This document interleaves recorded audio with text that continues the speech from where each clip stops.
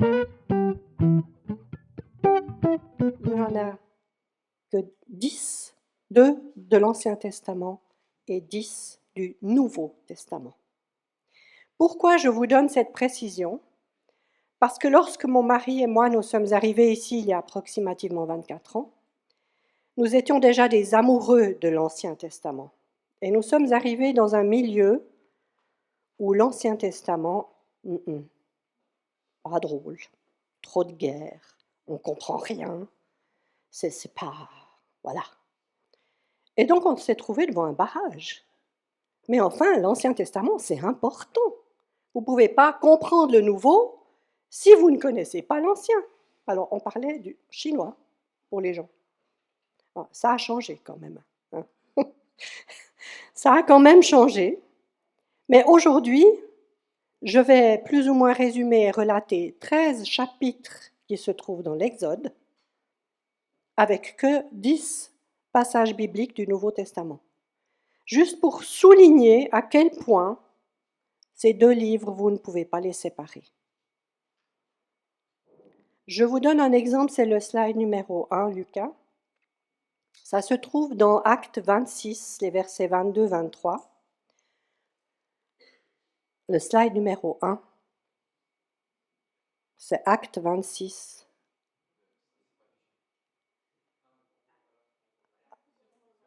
Ah, bon, je me dis, est-ce que je me suis trompée à ce point? C'est Paul qui parle au roi Agrippa. Et il est en train de lui parler. Alors Paul, ne l'oublions pas, c'est quand même the rabbin, hein, qui a étudié pendant des années avec Gamaliel, donc il a une certaine connaissance de la parole que nous n'atteindrons jamais. Et il dit au roi Agrippa, « Dieu m'a accordé sa protection jusqu'à ce jour, et je suis encore là pour apporter mon témoignage à tous, aux petits comme aux grands. Je n'affirme rien d'autre que ce que les prophètes et Moïse ont annoncé. » Je répète cette phrase. Je n'affirme rien d'autre que ce que les prophètes et Moïse ont annoncé. À savoir que le Christ aurait à souffrir, qu'il serait le premier à ressusciter d'entre les morts et qu'il annoncerait la lumière du salut à notre peuple et à tous les autres. Ça veut dire que tout l'Ancien Testament nous parle de Jésus, de sa vie, de sa mort et de sa résurrection. C'est pas rien. Ce n'est pas rien. Alors je vais vous parler, j'avais envie de parler d'autre chose de l'Ancien Testament quand le pasteur Thierry m'a dit « Est-ce que tu serais libre aujourd'hui ?»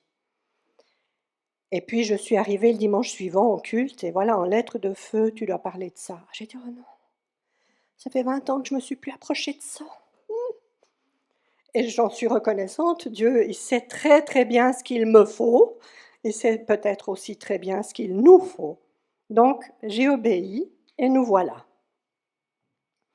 Il y a dans l'Ancien Testament, alors que Dieu donne à Moïse sur la montagne pendant 40 jours des instructions divines concernant une habitation que le peuple devait construire dans le désert. Ces instructions se trouvent dans 13 chapitres du livre de l'Exode. Et cette habitation est encore mentionnée dans 50 autres chapitres de la Bible, donc c'est pas rien. Cet édifice est une image de vérité céleste et elle nous parle encore aujourd'hui. Parce que ce n'est pas seulement un chemin de la vie, de la mort de Jésus, mais c'est aussi notre propre chemin de la mort à la vie. En tant que chrétien, est-ce que vous avez deviné de quoi je vais parler? Tabernacle. Le tabernacle, c'est plus vieux que le temple. Hein? Le tabernacle, on peut l'éteindre. Pardon, excuse-moi, j'aurais dû te le dire. Le tabernacle, ou encore tente d'assignation ou tente de la rencontre, il y a bien sûr la rencontre avec Dieu, parce qu'elle s'appelle tabernacle, tente d'assignation, tente de la rencontre. Et donc, il y a une rencontre avec Dieu, entre Dieu et nous. Ok, ça va. Mais c'est aussi la tente d'assignation. L'assignation signifie, selon le petit Larousse, action d'assigner quelque chose à quelqu'un, ou encore citation à comparaître en justice. Quand on reçoit une citation juridique, nous sommes amendables si on n'y va pas, amendables au point de peut-être aller en prison. Alors si j'extrapole, l'attente d'assignation signifie un endroit où nous sommes censés aller sous peine d'être punis. Alors déjà, vous verrez après pourquoi c'est important, regardons dans quel contexte le tabernacle a été construit. Vous vous rappelez, je l'espère, Moïse est à l'écoute de Dieu et lui obéit. Avec son aide, il fait sortir le peuple hébreu d'Égypte. Moïse a été préparé pour cette œuvre qui était absolument immense, guider un peuple à travers le désert. Alors, je vous dis tout de suite, ce n'était pas une centaine de personnes, c'était des millions. Je crois que certains commentateurs ont calculé 5 ou 6 millions de personnes. On n'imagine pas ça, c'est impressionnant. Eh bien, il a été préparé pour ça. Et arrivé dans le désert, il va sur le mont Sinaï à la rencontre de Dieu parce qu'il a besoin d'être guidé pour le travail qu'il a à accomplir, Et Dieu va lui parler. D'abord, ils vont graver les tables de la loi, c'est-à-dire les 10 commandements. Et puis après, Moïse va recevoir les instructions concernant la construction du tabernacle. Il fallait bien 40 jours là-haut pour recevoir toutes ces instructions. Le tabernacle, c'est le modèle terrestre pour rappeler aux Hébreux de qui est Dieu. Son importance est, en même temps, le tabernacle est le chemin du Christ sur terre. En plus, le même tabernacle nous décrit, et je vous l'ai déjà dit, je vais peut-être le répéter plusieurs fois, c'est notre chemin de vie avec Jésus. C'est pas n'importe quoi. Son but premier dans le désert est de permettre à Dieu d'habiter au milieu de son peuple. Ça permettait aux hommes de garder une relation constante avec Dieu. Mais il représente aussi l'image et ou l'ombre du sanctuaire céleste. Chaque fois que la nuée de Dieu qui couvre le bâtiment se lève, les hommes et les femmes devaient tout ramasser, tout ranger et continuer à suivre la nuée. Et quand la nuée s'arrêtait, eh bien, il fallait tout reconstruire. Alors, je vous dis tout de suite, ça ne ressemble pas à une canadienne qu'on monte et qu'on défait au camping. C'est un petit peu plus compliqué. Mais on peut mettre maintenant le 2 qui est l'image du tabernacle. J'ai pris une image simplissime parce que je voulais vraiment que vous voyez un plan simple. Vous avez la flèche tout à gauche, c'est la porte. La porte nous mène au parvis. Le parvis, c'est le lieu où on peut garder allumé, Lucas, je te dirai quand on ferme. Merci. Le parvis, c'est le lieu où les sacrifices sont pratiqués sur l'autel des holocaustes et il est suivi d'une cuve remplie d'eau permettant de se nettoyer. Après, vous avez une deuxième chambre, si j'ose dire, séparée par un voile, où se trouve un chandelier, toujours allumé, 12 pains et l'autel des parfums. Vous avez ensuite un autre voile, beaucoup plus épais, qui cache l'arche de l'alliance. Tout dans cette construction, les tissus, les couleurs, les dessins, les meubles, la qualité des bois, les sculptures, les matériaux, tout nous parle de Jésus-Christ. Je vais m'amuser à vous donner des chiffres où vous verrez que je ne vous raconte pas des histoires. Et Jésus lui-même rappelle, et là on peut faire le troisième, il rappelle lui-même, par exemple, que... Oh mon Dieu, attendez voir, parce que je crois que mes feuilles s'en mêlent. Jésus lui-même rappelle par Moïse tout ce qui a été annoncé. Donc, Nouveau Testament, Jésus est avec les disciples d'Emmaüs qui ne comprennent pas du tout pourquoi Jésus a été crucifié et il les accompagne. C'est dans Luc 24, les versets 25 à 27. Et Jésus dit, « Vous ne comprenez rien. Votre cœur met beaucoup de temps à croire ce que les prophètes ont annoncé. Votre cœur met beaucoup de temps à croire ce que les prophètes ont annoncé. Il fallait que le Messie souffre de cette façon et que le Dieu lui donne sa gloire. Et Jésus leur explique ce que les livres saints disent à son sujet, et il commence par les livres de Moïse, ensuite par tous les livres des prophètes. Il y a encore plein d'autres passages similaires dans le Nouveau Testament, où Jésus, comme les disciples, comme Paul et plein d'autres encore, confirme toutes ces paroles. Alors on va regarder si vraiment ce tabernacle représente Jésus. On va regarder au travers du matériel, des matériaux. D'abord, il fallait que le peuple fasse une offrande, parce qu'on avait besoin de choses pour faire ça. Ça ne vient pas tout seul, ça ne descend pas toujours du ciel.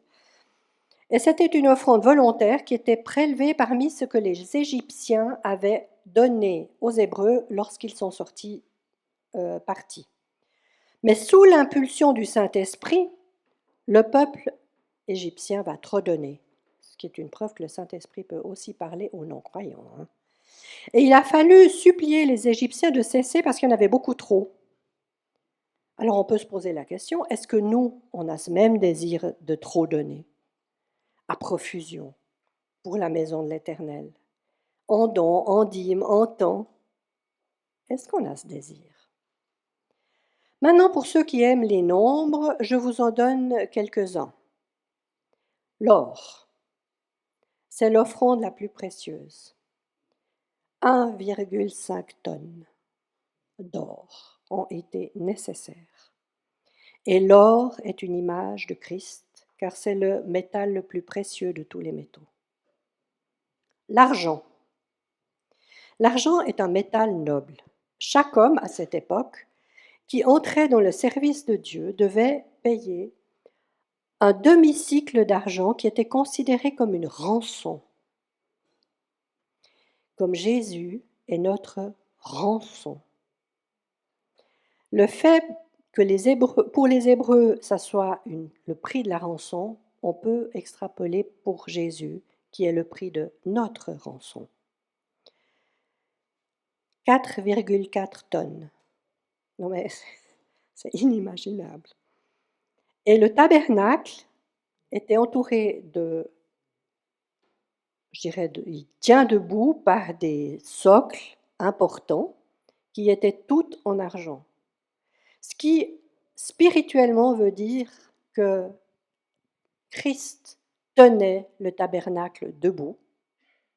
Et si, une fois de plus, j'extrapole, Jésus tient le tabernacle, nos églises, debout.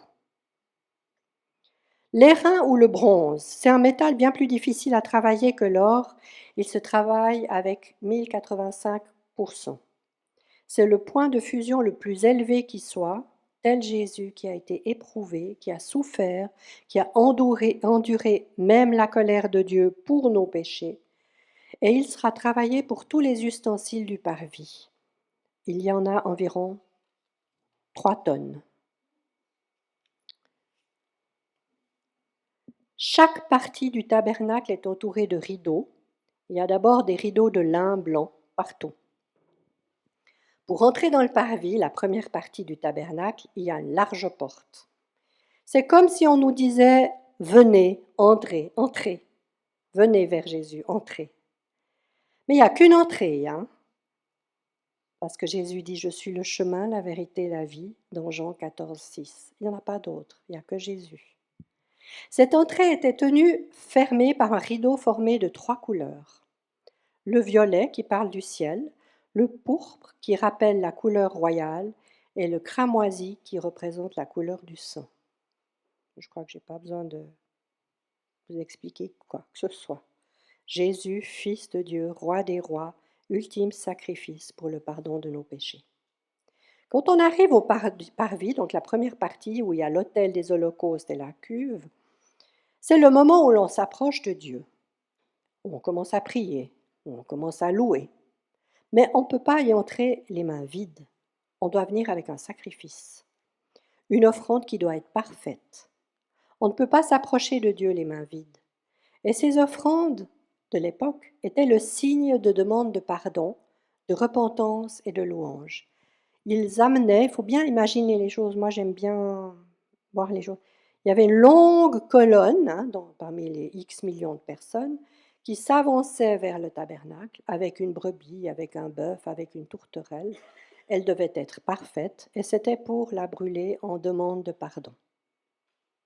Il fait chaud dans le désert. C'est long, arriver jusqu'à l'Holocauste. Et puis sur certains films de Jésus, on voit que ça sentait pas très bon. On ne peut pas s'approcher de Dieu sans repentance. Et Jésus nous ouvre le chemin par la croix, mais ça ne signifie pas que nous n'avons pas à demander pardon. Ça fait partie du processus, de notre chemin. Pour arriver, excusez-moi, mais je suis extrêmement fatiguée. Seul le sacrifice de Jésus ôte réellement le péché qui est en nous. Et pour Jésus, il est allé sur l'Holocauste, la croix. Il a payé pour nous. Mais ça veut quand même dire que c'était cher, c'était difficile, c'était douloureux. L'autel des sacrifices brûlait nuit et jour sans arrêt. Ça nous donne une image de l'éternité, comme le sacrifice de Jésus qui est éternel. Ensuite, vous avez la cuve, et la cuve, elle permettait de se nettoyer, parce que nous devons faire aussi un chemin de purification personnelle. Nous lisons dans Éphésiens 1,7 « En lui nous avons la rédemption par son sang, la rémission des péchés, selon la richesse de sa grâce. » C'est Jésus qui nous fait échapper à la peine que nous devrions payer nous. Et on le lit dans Romains 5,9 « Par le don de sa vie, nous sommes maintenant reconnus justes et à plus forte raison serons-nous sauvés par Jésus de la colère de Dieu. » Jésus nous offre la paix avec Dieu et nous sommes libérés. Et ce que les hommes faisaient dans le désert ou avec le tabernacle et les offrandes qui brûlaient sur l'Holocauste, c'est une image du sacrifice de Jésus. En Colossiens 1, 19 à 20, Dieu a décidé d'être pleinement présent en son Fils et par lui, il a voulu réconcilier l'univers entier, c'est-à-dire notre rédemption à toutes et à tous. C'est Jésus qui nous offre la paix. 1 Pierre 1, 19 dit « Vous avez été délivrés de la manière de vivre de vos ancêtres, que vos ancêtres vous avaient transmise et qui ne servait à rien. » Il n'y a plus besoin maintenant de brûler un animal. Jésus l'a fait. Mais il faut quand même aussi vivre le pardon. Aujourd'hui, notre offrande, notre manière d'être, elle doit s'adresser à Dieu. C'est un rappel que les hommes dans le désert ne devaient aller que vers le tabernacle. Il nous est demandé aussi à nous de ne pas nous adresser à un meuble ou à un édifice, voire à une philosophie. Nous devons nous adresser à Dieu seul, par le Saint-Esprit. Je pense aux gens qui pensent que l'Église, la formation, les temples sont plus importants, qui font comme certaines religions des petits temples à la maison. Tout ça, balayé. Dans le sacrifice parfait de Jésus qui est décrit dans le tabernacle, il y a une image de nos sacrifices, de nos offrandes que nous pouvons apporter à l'autel, c'est-à-dire à Dieu. Alors, vous allez me poser la question, mais quelle offrande? Qu'est-ce qu'on peut amener à Dieu? Notre temps, nous-mêmes, notre cœur, notre adoration, notre louange, nos prières, nos dons, nos dîmes, bref, nous pouvons nous apporter nous-mêmes tout entier. La cuve qui se trouve derrière l'autel est une image de la purification. Il devait se nettoyer après avoir brûlé tous ces animaux. Mais c'est aussi une image de la sanctification. Et après avoir offert nos sacrifices, nous avons à nous purifier, c'est-à-dire que nous devons mourir à nous-mêmes. Je ne vais pas refaire la prédication du pasteur Thierry sur la mort à soi-même. Je crois qu'elle était amplement pleine et suffisante. Et si jamais vous pouvez la réécouter. Nous devons mourir une fois pour toutes, mais c'est un cheminement qui nous demande parfois de revenir sur certaines choses et de recommencer certaines choses, de redemander certains pardons, de revivre certaines choses, de nous repositionner, de recommencer. Parce que Jésus l'a fait une fois pour toutes, mais nous, on n'est pas Jésus. Jusqu'à preuve du contraire, en tout cas.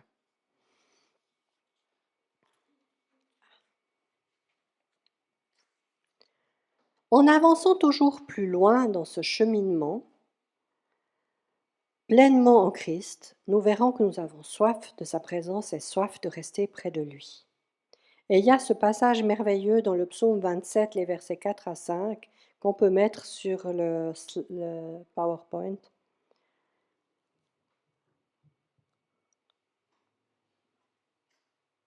C'est numéro 4, sauf erreur. Ah oui, pardon. Je demande à l'Éternel, j'ai tellement l'habitude de regarder vers vous, je demande à l'Éternel une chose que je recherche ardemment, habiter toute ma vie dans la maison de l'Éternel, pour contempler la magnificence de l'Éternel et pour admirer son temple, car il me protégera dans son tabernacle au jour du malheur. Il me cachera sous l'abri de sa tente et il m'élèvera sur un rocher. Le tabernacle, c'est le lieu où se trouve Jésus. C'est un lieu saint qui parle de louange. Et si on entre dans le lieu saint, qu'est-ce que l'on trouve? Une table avec 12 pains. Des pains qui étaient changés à chaque Shabbat, 12 pains comme les 12 tribus d'Israël, les 12 disciples de Jésus. Dieu a élu les 12 tribus d'Israël, Jésus a choisi les 12 tribus. Et Jésus est décrit comme le pain de vie. Par la scène, nous rappelons que ce pain est le corps de Christ. La parole de Dieu dit que nous sommes enfants adoptifs de Dieu, ses héritiers choisis et aimés, sauvés. Si nous proclamons notre foi en Christ crucifié et ressuscité, si nous passons cette porte et entrons dans le lieu saint, spirituellement, nous représentons chacun un pain. Et tous les pains, ou croyant en Jésus, et donc rachetés, forment l'unité dans le corps de Christ. Je rappelle à ce sujet qu'il y a un passage assez long, mais très très intéressant et plein d'humour dans Romains 12, qui rappelle que le pouce, c'est pas l'oreille, les yeux, c'est pas le ventre, et ainsi de suite, mais que le tout forme un seul corps. Après la table des pains, vous avez l'autel des parfums. Et les parfums, ça apporte une odeur agréable à qui on offre à Dieu. C'est comme nous, je sais pas, moi de temps en temps, j'aime bien me parfumer. Et j'aime bien aussi embrasser les gens qui sont parfumés parce que je trouve que c'est une odeur agréable. Donc, c'est vraiment pour apporter à Dieu une odeur agréable.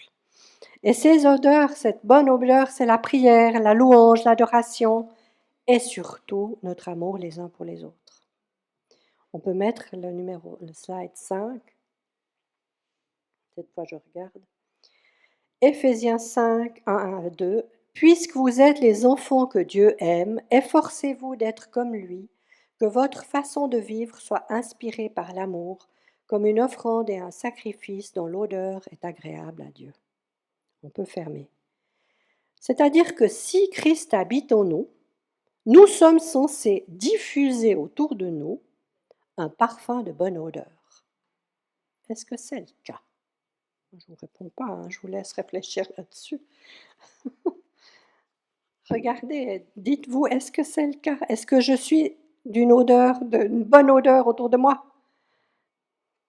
Et l'autel des parfums se trouve juste devant ce grand voile hyper épais qui s'est ouvert lorsque Christ est mort. Et qu'est-ce qu'il y a derrière? Non, pardon, excusez-moi, je vais trop vite. À côté de la table des pains, il y a le chandelier. Le chandelier, c'est important parce qu'il est constamment allumé. Mais constamment. J'aurais voulu vous amener une menorah, malheureusement, je n'en avais pas. J'avais une autre, mais ce n'était pas la même. Et ce chandelier représente la lumière de Christ, parce que Christ est la lumière. Il n'a pas besoin de lumière artificielle. Et on lit dans Apocalypse 21, le verset 23, qui dit « La ville n'a besoin ni du soleil, ni de la lune pour y briller, car la gloire de Dieu l'éclaire, et l'agneau est son flambeau. » Ça veut dire que lorsque Christ sera sur terre, on n'a plus besoin d'électricité. Il y aura la lumière. Plus besoin de se battre avec les factures de SDF et j'en passe. La lumière sera là, gratuite, donnée par Christ. Et la lumière, c'est un reflet de Christ. C'est lui-même qui dit « Je suis la lumière du monde ». Et la lumière de Christ met aussi en évidence le péché. Si on a en nous Christ, on est censé avoir aussi un minimum de discernement pour nos propres péchés déjà, mais aussi peut-être autour de nous. La lumière de Christ nous ouvre les yeux sur le monde terrestre et pécheur, mais aussi sur le monde céleste que Christ nous montre en étant le premier à ressusciter des morts et en annonçant la lumière du salut au monde entier. Ce chandelier est d'or pur, 60 kilos. Il n'a pas été fondu comme le veau d'or, il a été martelé parce que Christ a été torturé. Il est formé de 7 lampes. Ces lampes sont ornées de fleurs d'amandier. Il faut savoir que les fleurs d'amandier sont les premières à fleurir après l'hiver. C'est l'image qu'après la nuit, il y a la lumière, que Jésus est lumière, vérité et vie. Et au milieu, il y a une branche principale sur laquelle se greffent les 6 autres, parce que nous sommes greffés au cep. Lorsque nous sommes nés de nouveau, Jésus reste au milieu de nous et nous sommes accrochés à lui, collés à lui. Cette lumière, elle était alimentée par de l'huile, qui est le symbole du Saint-Esprit. Et elle éclaire la table des pains et l'autel des parfums. Alors, je nous pose la question, est-ce que nous marchons dans cette lumière? Alors maintenant, on arrive enfin, si j'ose dire, au voile qui mène au lieu très saint. Une fois par année, le sacrificateur s'habillait autrement et il entrait dans ce lieu très saint.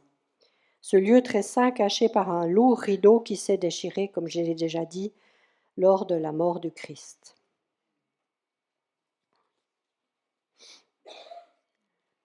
Il est dit dans Hébreux 10, les versets 19 à 20, on peut mettre le slide numéro 7. Frères et sœurs chrétiens, nous sommes sûrs de pouvoir entrer librement dans le lieu très saint parce que Jésus a répandu son sang. Il a ouvert pour nous un chemin nouveau et vivant à travers le rideau du temple, c'est-à-dire à travers son corps humain. Dans le Saint des Saints, il y avait l'arche de l'Alliance. Et la Bible parle 190 fois de l'arche de l'Alliance. Et c'est une image du trône de Dieu. Sur l'arche, il y a un couvercle. Il y a au-dessus encore des anges, mais il y a un couvercle qui s'appelle en hébreu kaporet. Et ce mot kaporet signifie, je l'ai appris en retravaillant tout ce document, qui couvre les péchés ou l'expiation. Donc l'arche était couverte pour cacher nos péchés. C'est quand même fort, je trouve. Dans l'arche, il y a 3 objets. La cruche avec la manne, qui rappelle la période dans le désert, le bâton d'Aaron et les tables de la loi. La manne, c'est le pain qui vient directement du ciel pour nourrir le peuple dans le désert. Et le pain qui descend du ciel, c'est Jésus. Et ça, il faut lire le Nouveau Testament pour s'en rendre compte. Dans Jean 6, les versets 32 à 33, il est dit « Jésus leur répond, je vous l'assure, ce n'est pas Moïse qui vous a donné le pain venu du ciel, mais mon Père vous offre à vous le vrai pain du ciel. Car le pain de Dieu n'est autre que celui qui descend du ciel et qui donne la vie au monde. » Le bâton d'Aaron, qui était fait d'une branche d'amandier, était le signe que c'est Dieu lui-même qui va désigner les personnes selon leurs responsabilités, selon leurs dons, selon et toujours tout le reste. Et je vous rappelle pour cela la révolte de Corée dans Nombre 16, où justement une certaine quantité de personnes s'étaient totalement révoltées et où Dieu les avait mis en ligne et leur avait dit: «Moi, je vais vous montrer qui commande». Et c'est Aaron avec son bâton où les fleurs d'amandier ont fleuri, qui était la preuve que c'était bien Aaron le responsable. Donc c'est aussi une leçon pour nous, hein, de ne pas dire: «Moi, je suis mieux que le pasteur, hein, quand même, hein, je prêche mieux, je parle mieux, je sais mieux». Non, le pasteur est désigné par Dieu et toi, tu fais ce que Dieu te demande de faire, mais pas de toucher au pasteur. Et ça aussi, c'est quelque chose que beaucoup d'églises vivent et qui sont graves. En plus de cela, il y avait les tables de la loi, c'est-à-dire les 10 commandements. Et le psaume 119 rappelle 3 fois: «Ta loi fait mes délices». On n'est plus sous la loi, c'est vrai, mais les 10 commandements, excusez-moi, je trouve qu'ils sont encore valables, hein. Tu ne voleras pas, tu ne tueras pas, tu respecteras tes parents, et cetera, et cetera. Je pense ces 10 commandements n'ont pas pris une seule ride, même s'ils ont été donnés il y a fort longtemps. Le voile s'est déchiré et ça nous permet d'entrer dans ce Saint des Saints. Et ça nous permet quoi? De trouver la présence de Dieu. Par Jésus, nous pouvons aller auprès de Dieu, auprès de notre Père. Nous pouvons lui parler, nous pouvons nous asseoir sur ses genoux. Et j'aimerais vraiment remercier Jésus pour ce sacrifice qui nous permet cette proximité avec notre Papa que nous avions perdu avant. Alors je pose la question, le tabernacle, il est où aujourd'hui? Eh bien, c'est le tabernacle, c'est Jésus qui nous ouvre le chemin vers Dieu et nous pouvons aller dans ses bras. Nous lisons dans Hébreux 9, les versets 11 à 12, Christ est venu comme souverain sacrificateur des biens à venir. Il a traversé le tabernacle, plus grand et plus parfait, qui n'est pas construit de la main de l'homme, c'est-à-dire qui n'est pas de cette création. Ça, c'est Hébreux. Ah, oui, j'avais pas noté que c'était aussi. Merci, Lucas. Il a traversé le tabernacle plus grand et plus parfait qui n'est pas construit par la main de l'homme, c'est-à-dire qui n'est pas de cette création. Le tabernacle n'est pas de cette création. Et il est entré une fois pour toutes dans le sanctuaire, non avec le sang des boucs et des veaux, mais avec son propre sang. Et c'est ainsi qu'il nous a obtenu une rédemption éternelle. Alors vous voyez où est le tabernacle? C'est un chemin de vie, notre chemin de vie, avec la rencontre de Jésus. Cette rencontre où il y a la repentance, c'est-à-dire les holocaustes, la cuve, le nettoyage spirituel, les pains avec la Pâque, la Sainte Seine, l'autel des parfums, nos louanges, le chandelier qui est la lumière du monde et le voile qui maintenant est déchiré et nous permet d'avoir un accès direct au Père. C'est notre vie en Christ qui a des étapes dont certaines parfois on les refait, mais c'est notre chemin de vie qui est illustré par ce bâtiment un peu bizarroïde qui utilise 1,5 tonnes d'or et 4,4 tonnes d'argent. Et ce tabernacle nous parle de l'amour inconditionnel de Dieu pour nous. Cet amour qui nous aime pleinement et totalement malgré nos innombrables défauts, parce qu'il s'est donné en rançon pour nos péchés. Et c'est en nous approchant de ce tabernacle, en nous approchant de Jésus, que nous recevons cet amour. Et ensuite, si nous sommes remplis de cet amour de Christ, on ne peut faire qu'une chose, c'est le répandre autour de nous. Nous avons reçu, à nous de donner plus loin, donner de l'amour, de la patience, de la bienveillance, de l'aide, de l'écoute, et ainsi nous rayonnons de ce que Dieu nous offre. Avec ce voile déchiré, je le rappelle, on a un accès direct à notre Papa. Nous pouvons nous mettre sur ses genoux, nous pouvons partager nos souffrances, nous pouvons partager nos joies, nous pouvons partager nos attentes et nos désirs. Je ne sais pas si vous le faites, moi je le fais très souvent parce que ça me fait beaucoup de bien et ça me permet de faire le pas suivant. Le tabernacle, c'est le chemin, la représentation d'une vie d'une personne qui s'approche de Dieu. Et c'est un chemin où il y a la repentance. C'est un chemin qui nous permet de comprendre le sacrifice de Christ, qui nous permet de continuer de traverser l'eau du baptême qui se trouve dans la cuve. C'est un chemin qui nous permet de continuer avec les pains, la nourriture que Dieu nous donne, c'est-à-dire entre autres la Bible, et le signe que donne la Pâque, signe de délivrance, signe de la mort et de la résurrection de Christ. Le chandelier qui nous éclaire par sa lumière est rempli de cette lumière, et c'est à nous d'être lumière à notre tour et de la répandre, de la propager autour de nous. Et l'autel des parfums, c'est la louange et c'est aussi notre joie, notre bonheur de tout ce que Dieu nous offre. Par son Fils, nous pouvons alors le louer.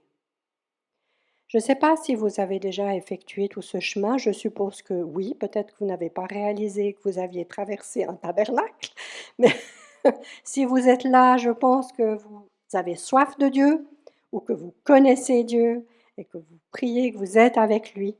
Donc, simplement, moi, j'avais à cœur de vous montrer combien, au travers du tabernacle de l'Ancien Testament, nous pouvions nous trouver dans le Nouveau Testament. Et je vous invite à revenir sur ce tabernacle qui se trouve dans plus de 13 chapitres dans le livre de l'Exode, à partir du chapitre 25 jusqu'à la fin du livre. Mais, juste encore un petit détail, pas si petit que ça. Dans Exode 34, 20, il est dit « Vous ne viendrez pas devant moi les mains vides ». Lorsqu'on entre ici, on entre comment?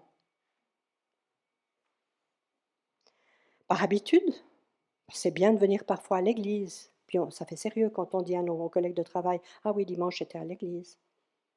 Parce que vous avez soif de la présence de Dieu? Ou simplement pour retrouver des amis? Ou parce que vous avez trop de solitude et vous avez besoin de voir du monde? Comment est-ce que vous venez ici, dans le tabernacle de Carouge? Comment est-ce que vous venez, comment est-ce que vous passez la porte?